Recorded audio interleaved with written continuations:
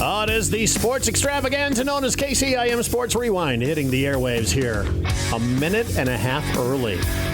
I got to get better with my timeouts, man. Yeah, you're struggling here. I just think you enjoy being on Rewind so much that you want to start early. I do.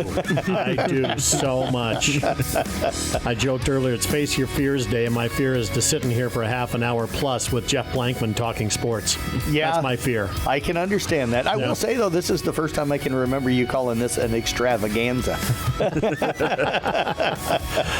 We do have something that makes it extravaganza. Okay. It's somebody's birthday today. Yes. One Casey Miners. Happy birthday, dude. Thank you. Yeah, happy birthday. I'm the type of person that, go talk about somebody else. Yeah. I don't like all the attention today, so you're gonna celebrate though by calling a volleyball game tonight. I know. Yeah. I know. You can make it all about everybody else later on, but this morning it's all about you. Yeah. We're gonna talk about you for the next half hour, just to make you horribly uncomfortable. See, Casey's got two ages, two looks. Yeah. With the beard, you look 26, is what you are. Yeah. Without the beard, you look 12.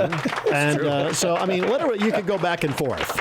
Yeah, he does. Yeah, it's starting to come back in. I just shaved, it is. So it's starting to come back in pretty good. I know, and it freaks everybody out around here when you get a haircut and when you shave. I don't have anything to trim it up, so I have to. When I get the haircut, I cut it short. So like with the full beard, it just looks weird. So I gotta shave.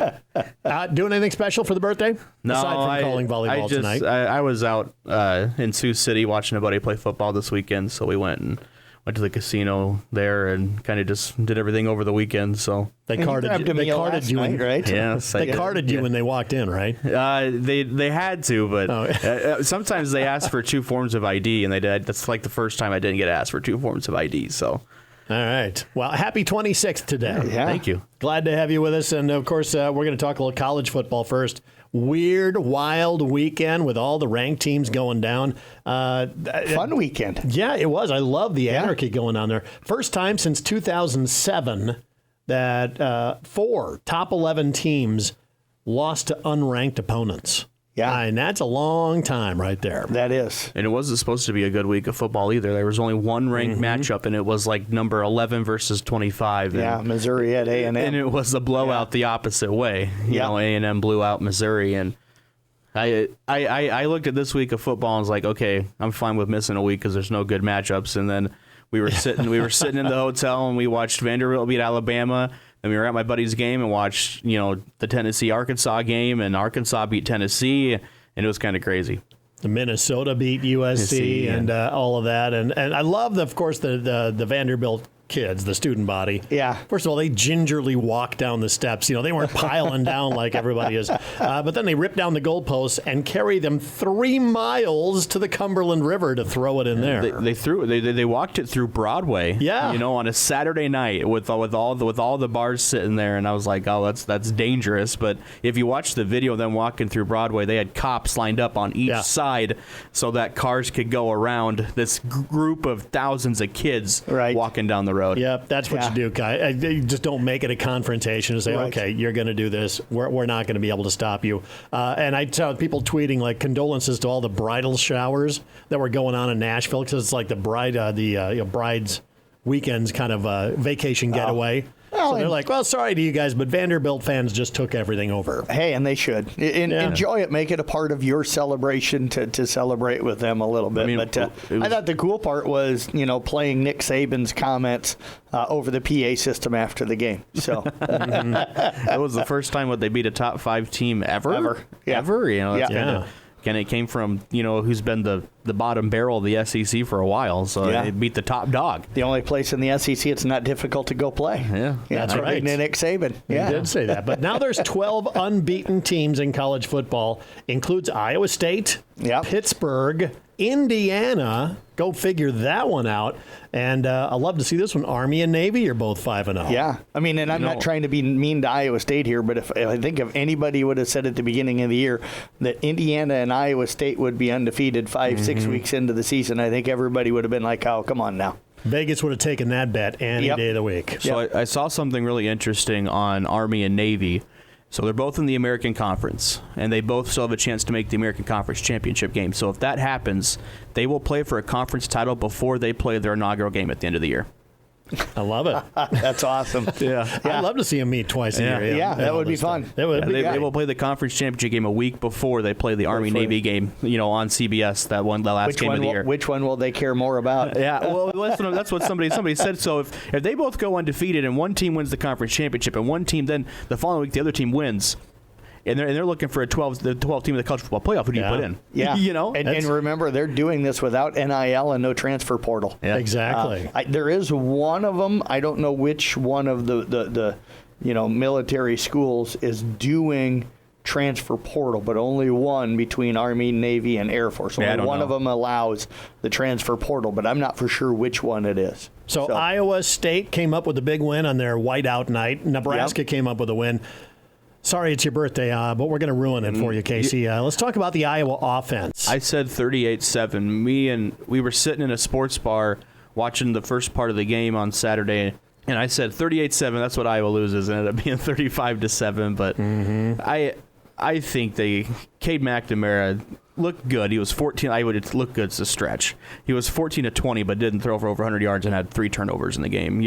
Two of them big ones. I still think the offense is so archaic. Yeah. It's not up to the level of good, high caliber college football teams. If they didn't have Caleb Johnson this year offensively, their offense wouldn't be any better than it was a year ago. No, it wouldn't. It wouldn't at all. The difference is Caleb Johnson running the football right now. It's a huge difference. Yeah. But I don't know what the issue is. Is it lack of development along the offensive standpoint of kids? Is it because it's not like McNamara was bad when he was at Michigan.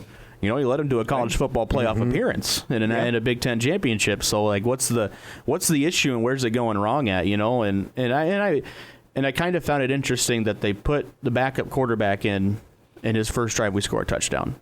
To me, I give him a shot going into this week. That's just me. Because that guy stood a chance of crossing the line of scrimmage. Yeah. He could get out and run with the football, and that added a whole different dimension to it. And the first half was great. Yeah. The first half was great. Usually is with Iowa when they play the power teams. It's 7-0. It was 7-0 going into halftime. And Ohio State scored on their first drive and went right down the field. And I was like, well, here we go. It's going to be 55-0.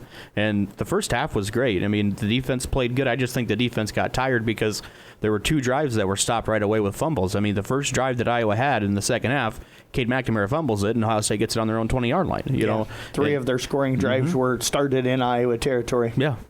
Any more pressure on Kirk Ferentz than there already is this year? By the end of the year, of course, they've got a schedule now that is really looking in their favor. It is. So, at the end of the year, you could look back and go, well, we got all these wins. But I still sit here and I think Washington scares me a little bit because that'll be a big one. The secondary has struggled at times this year. They look good at times last week, but if you look at a weakness, I think on the defense this year, it's the secondary. And Washington likes to throw the football a lot. They got Will Rogers, who led the SEC in quarterbacks passing yards for his sophomore and junior years, so that worries me a little bit. But I think the defense will be up to the task, and and I don't know if we'll face a team like Ohio State the rest of the way. No, so it's a good bounce back week, but there's still games on the schedule that kind of it's looking like it's Texas and Ohio State and everybody else. Yeah, which it's Ohio State and everybody else.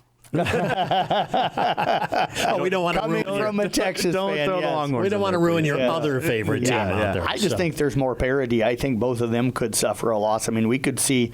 I don't think it'll happen, but we could see Ohio State lose this weekend to Oregon, and stuff. But but I wouldn't be surprised if we don't have an undefeated team going into the playoffs. At the end of the year.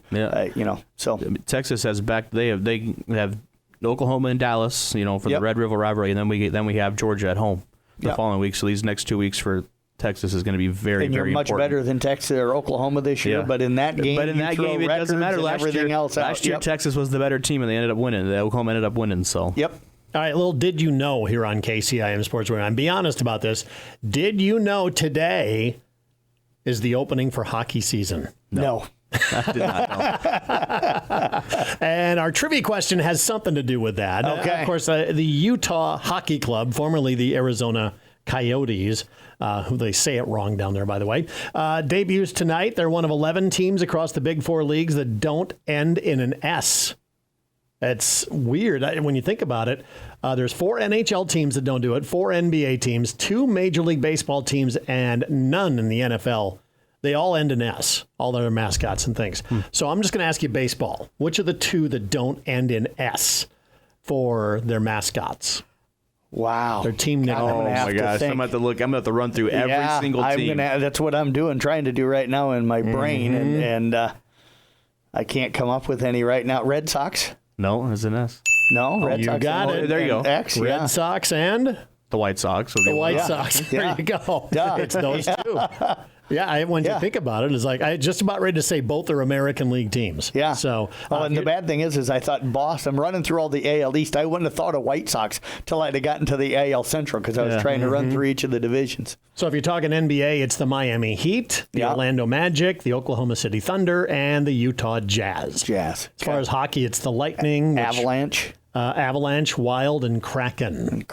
Who are the Kraken? See, that's just it. I'm like, It's Seattle. They're the most Seattle recent. has a hockey team? Yeah. They're one of the most. They're one of the most recent expansion teams. I do too, but I just knew that they were one of the most recent expansion teams. Do they have uniforms and everything? I don't know. I would assume so. I would hope so. Yeah. All right, let's get on to high school football here from the last week or so. Huge win by the Kemper Knights. They go on the road. Des Moines Christian was really the only team standing between them and the district championship, really.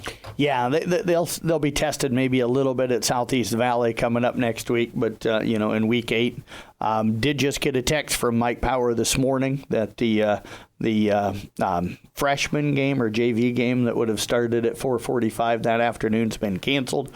So the varsity game now will be a 7 o'clock start, which is room for us to celebrate. And I might take Casey out for lunch with that one. But, a huge win. Sounds like the defense played well and the offense kind of got going. I know you wrote that story. Jaron Hoffman played good again. I mean, if I'm correct, 5 straight games over 100 yards. He had 3 touchdowns last week. Griffin Glenn quietly. You talk about 5 picks this year? 5, I think, on the season, but offensively he did it too. I mean, you talk about a kid that didn't start the first couple of games, but has just been improving. And when I talked with Steinkamp before their game, he brought up Griffin and said, his ability to just, keep improving day in and day out is kind of why he's been, thrown into starting roles now as a sophomore. The seasons went on, and I mean, he led the team in receiving yards last week. Had 6 catches, 118, and I think a touchdown, kind of the game, the go-ahead touchdown. Put him up 29-10 in that game, and then 2 picks on the defensive side of the football really helped him in that game. So yeah, my key that I think I put in the story was young players making big plays for Kemper, and that's kind of exciting to see. Bodes well for their future, not just this year, but bodes well for their future. So what was the final score? 29-20. Yep. So they control the district. They got Saydell coming in this week. Is there anybody else that's going to pose a threat to Kemper? No. The road game at Southeast Valley, if they don't go in focused, they'll win that game. I'm not saying that, but that would probably be the game that you'd have to watch out for. And I don't know when Roland Story and Des Moines Christian play, but depending on how that game goes, Kemper should, potentially lock up a district title this week or next week. So they'll lock it up this week with a win if they win. Yep. So. And Kemper also, this game featured our sack of the game. Yes, Tate Barrett, one of our only 2 sacks that we had on the week. Gavin Holt from Carroll High had the other one, but Tate Barrett with a big sack in that game gets our sack of the game. And our winner, of course, from the Market on 30 sack of the game is Leslie Trecker of Halbert. Congratulations, Leslie. Good morning, all student-athlete parents. Don't let your hectic schedules keep you from feeding your family. The Market on 30 can help you with quick and easy options like Pasquale's Pizzas, our famous mac and cheese, chicken strips, and much more. The Market on 30 in the BP Plaza. So winning that free sack of groceries, of course, Leslie Trecker once again of Halbert and Tate Barrett, our sack of the game. Let's move on. Carroll High, homecoming, Sioux City, Heelan coming to town. Here's where the schedule gets really tough. It does. Brutal for Carroll High. They go on the road at Sergeant Bob Luton this week, but it all began with Heelan coming to town last Friday. Yeah, and they played well on Friday night. That score coach and I talked about it after the game for the coaches, the scoreboard show, and then Saturday morning as well. It ended 45-21, but they give up 28 in the second half. At one point with 8 minutes left, they're down 31-21. But the Thomas kid kind of took over. He had all 4 of the touchdowns, including including a late interception. There in the fourth quarter, they contained him pretty well early, but as the game went on, he kind of took over with finding some creases and then being able to exploit it. But the Tigers didn't play bad, and Coach Rowe, I think, what he kind of said was I wouldn't be afraid to see them again later in the year. The one thing that we noticed, I think, a little bit, that Carroll got a little worn down late in the first half, but I thought second half they looked better. Yeah, I thought they did. The second half they looked a lot better, and I think one big takeaway too was that we talked about it. Carroll left, probably 30-plus points on the field. I mean, 4 drives that stopped within Bishop Heelan's 20, 25-yard line. Oof. So, that's a big killer as well. When you want to try to beat, especially now that the RPIs come out for this week, and I saw that Carroll was 15th. Top 2 teams from Class 3A districts get in, and then it's the next, I think, 4 or however many teams, depending on who wasn't first or second place runner-up. So, this week's an important game with Sergeant Bluff Luton. To kind of, if you don't come out on top, kind of keep it close to kind of help your RPI a little bit. So yeah, and speaking of Sergeant Bluff Luton, they're 3 in the RPI rankings. Heelan is 6, and as you mentioned, Carroll is 5. Tigers close out with Sioux Center and Boyden Hall Rock Valley. Those are the Week 8 and Week 9 games. Sioux Center 27th, and Boyden Hall Rock Valley is 28th. For Kemper, they stay at number 5 in the Class 2A rankings. Roland Story at 8, and Des Moines Christian at 10. And our other ranked team, John, picked up a win against another local team on Friday night, Audubon. They still sit at number 6 in the rankings, with Woodbine number 5 and St. Mary's of Remsen number 4 out of the Arweva district. But impressive performance again for Audubon. That final score, Glidden Ralston kind of climbed back into it a little bit, but middle part of the game, Audubon took control and got up big in that game kind of late. Ended up going on to a 54-28 lead, but if I remember right, they were up 54 or 50-14 at one point in that game. So. All right, so Audubon picks up another win. East Sac County also a win on Friday night. Yeah, they've got a big one coming up this Friday. They're going to be taking on Manson Northwest Webster. They knocked off Eagle Grove, second straight road win in the district as they won 38-6. The winner of that East Sac Manson game. Now, if Manson wins, they'll play Emmetsburg for the district championship in Week 8. If East Sac would win, then they got to almost hope that Manson loses, because then they clinch the number 2 seed and get a host. If Manson would beat Emmetsburg, then it goes to the 17-point thing, because you'd have 3 teams with 1 loss in the district determine the district champion. And I think ESAC kind of locked for the playoffs right now. They are locked in. Because the class, class 2, class A, 1A and 2A take the top 4 teams.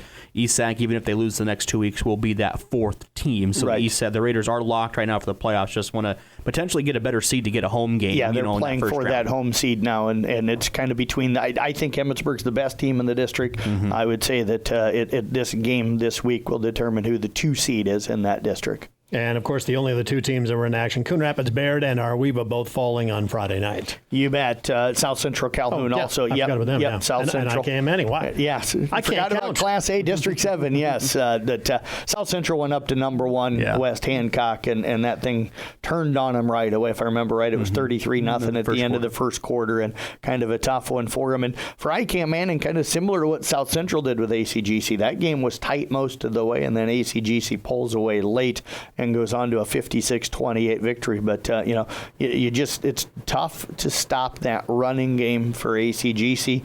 I think they threw it twice in the entire game, maybe 3 times, but it's tough to stop that running game, and they just started breaking off some big runs. But if you're the Wolves, you put up 28 against the number 2 team in the state in your class. It's got to make you feel pretty good about where your offense was. And then you mentioned Arweva, kind of the same thing that South Central Calhoun had happen. Fell down really big in the first quarter, and then I heard Coach Stolk talking with Jim Molitor, Todd Danner in the on the scoreboard show that they played really well against them over the final 3 quarters. All right, so let's talk about power rankings.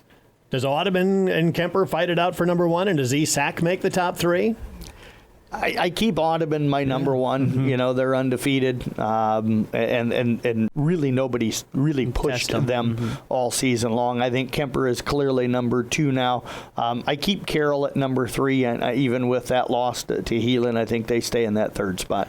Yeah, these next 2 weeks for Audubon is going to be real noteworthy. Right.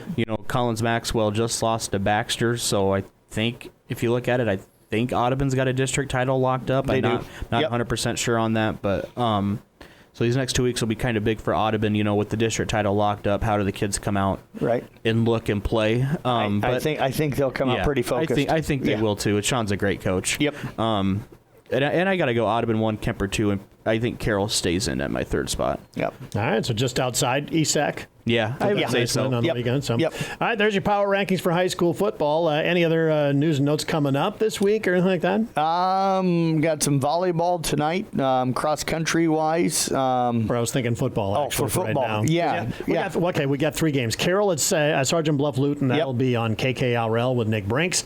Sadell here at Kemper taking on the slim trim Tom Hawkap, who was just in the studio this morning. He looks good. He looks great. Yes. We should pay him half because there's only half of him left. And Casey, you're going to be out on the road at South Central Calhoun with Panorama at SCC coming up on Friday night. Yeah. And then I'm back here for the scoreboard show. So all right. Got the B team on the scoreboard show coming up this Friday night. Well, that would be Honnold. Oh. C team. Sorry. My bad on that one. So more KCIM Sports Rewind coming up. As the athletes at your house prepare for hard work and fun of the season, remember that St. Anthony Rehab Services provides physical therapy for any sports injury that may sideline your member of the team. Sports injuries can plague kids of all ages and keep them from playing the sport they love. Athletes will be under the direct supervision of a certified and licensed healthcare professional in the newly renovated sports performance facility. If an injury is keeping your athlete out of the game, call St. Anthony Rehabilitation Services at 794-5000 for sports injury and treatment rehab. It is KCIM Sports Rewind Birthday Edition. Casey Miners celebrating number 26 today. Still going to need to see some ID on that. Right? Glad to see you're celebrating going out and doing a ball game tonight. Yeah, well, I helped you out because I was going to take today off for the actual day, but I'm like, Mondays were not as busy, so I'll take Monday. I appreciate that because with my trip to Riverside tonight, that could be a late one getting back. Yes. What I'm hearing is he's taking pity on you, Blaine. Yes, he is. He's a good guy. As much as I pick on him, he's a good guy. So let's talk a little about KCIM Sports Rewind All-Star Game. You've been nailing down some more specifics about this and new update. Yeah. So again, we've solidified the date. We talked about it a couple of weeks ago that it would probably be on Sunday, November the 10th. It's going to be. We're going to start the event at 1 o'clock that day. Of course, it'll be out at the Carroll High School gym.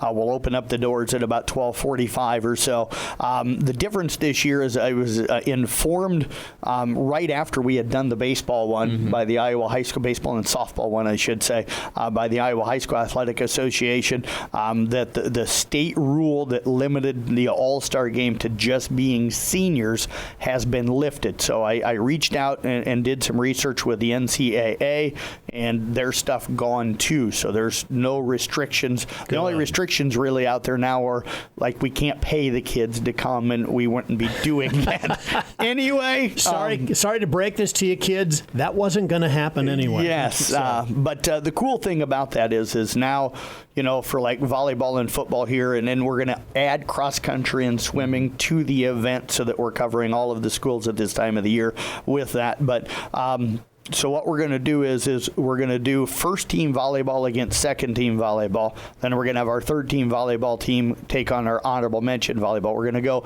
best of 3, play to 21. Third set will be 15 so that it moves fairly quickly. Football wise, instead of trying to get 50 kids out there playing volleyball, I know the wrestlers love dodgeball. So we're going to let the football kids play a dodgeball tournament. We're going to allow the girls swimmer of the year and our cross country teams of the year to get involved in that as well. So it's going to be a lot of kids out there playing dodgeball, but we're going to let them play some dodgeball and have some fun. And then I think we've decided to keep our passing competition. We had Austin Stolk build us that thing a few years ago where you throw footballs and there's different sized holes and they're worth different points.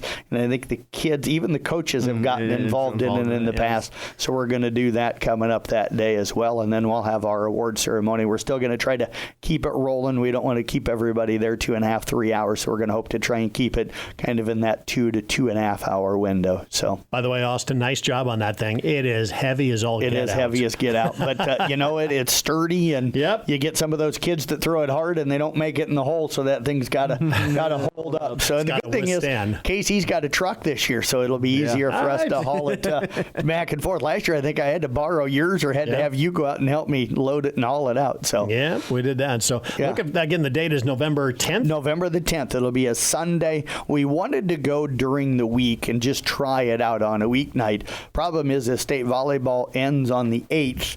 And then basketball practice starts on the 11th. So that kind of limited, it kind of told us if we were going to do it, we have to do it on the weekend, on that Saturday or that Sunday. And for me, I sat here and I'm like, say Kemper or one of our area teams gets to the state championship game in volleyball. I'd hate to have them play late in the day on Friday for a state championship and then have to come on Saturday to the All-Star event. So let's just put it on Sunday. All right, cross country. We got to move on to some other stuff here. Yeah, cross country. I got a chance to go down and watch ICAM Manning run last night down at Greenfield at Nottoway Valley's event. Hilly course. The nice thing is most of the kids kind of said, well, the way they set it up was that before you had to go uphill, you got to go down a hill, which is weird to say that, but that course kind of works out that way, the way they set it up. So, but a good day for both the teams. The girls took second and the boys took third. Reagan Garrison led the girls in 8th place. Isaac Blankman led the boys in 11th. So strong showing for them. Saturday, I went up to Pocahontas and watched our Weeva, ESAC, and South Central Calhoun run. And Landon Spore didn't run that day for ESAC. Took a day off. Needed to let the body kind of rest up a little bit. But he'll be back tonight or tomorrow, Thursday night, when they run. Tonight when they run up in Lake City. So kind of fun. The teams, we've got some kids doing really well. Reg Potts won the event from South Central Calhoun Saturday, and fun. I thought it was kind of funny. I interviewed Cindy Wilkie, the ESAC cross-country coach, this morning, and I said, I video interviewed Libby Veit, their only runner, after the girls' race, and said, how'd you feel about your run? Well, I didn't run very well. I could do better, and and all this stuff. And then come to find out, she set a season best by over a minute. No, you did run your best. Yes, she did really run well on Saturday. But that's kind of that Veit family. Cindy and I kind of joked about that.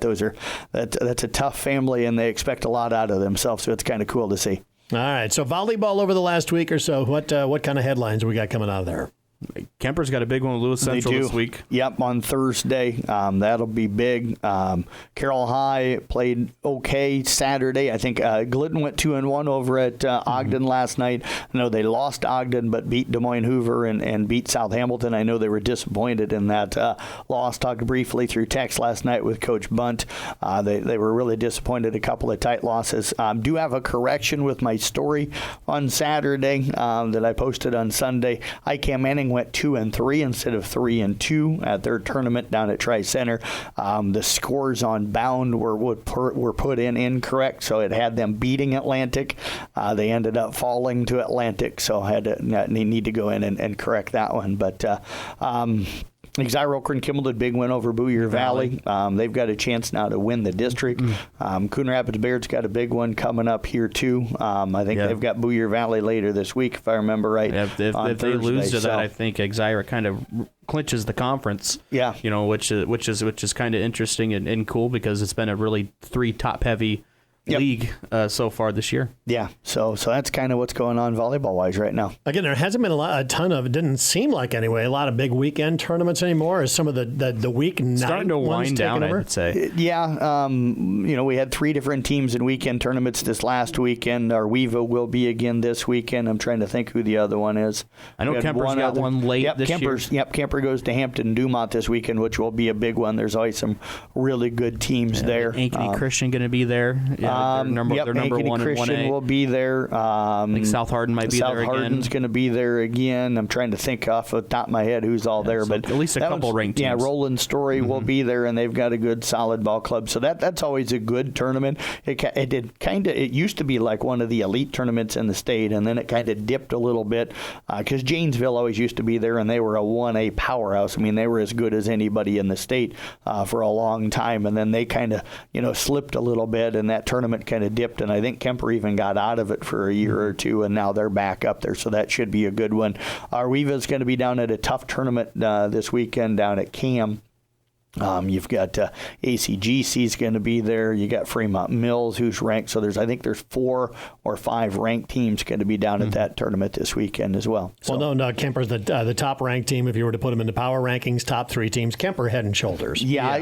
Kemper's been our best team in the area, I think, so far this year. They've got, I'm hoping a good chance to get down to state coming up. They've been ranked 7th for the last 4 or 5 weeks, so haven't really seen much movement there in Class 2A. And South Central ESAC coming up on Thursday. That'll have a huge impact on who wins the Twin Lakes. ESAC right now down a game to Newell-Fonda and South Central Calhoun and Emmetsburg, but a win could get them back into the hunt. For the Titans, if they win, their matchup with Newell-Fonda next week could determine the Twin Lakes championship. So my power rankings for volleyball would probably still be Kemper, South Central Calhoun, and then ESAC County. So and that big showdown again coming up on Thursday. So that is KCIM Sports Rewind for this week. Don't forget, there's swimming coming up a little bit later on tonight. Boone in town to take on the Carroll Tigers. That's at 5:30. Cross country, ESAC, girls and boys, both at South Central Calhoun. And in volleyball tonight, our broadcast games. Casey, you're going to be out Gilbert at Carroll tonight about 6:45, and also IKM Manning at Riverside. That's going to be at 7 o'clock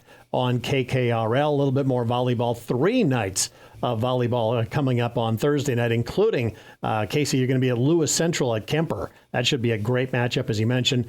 ESAC at South Central Calhoun. Jeff, you'll have the call on that one on KIC 106.7. And IKM Manning at Audubon on KKRL. Yep, so it should be some good matches. We'll have Nick down in Audubon that night. So, all right, that is KCIM Sports Rewind for this week.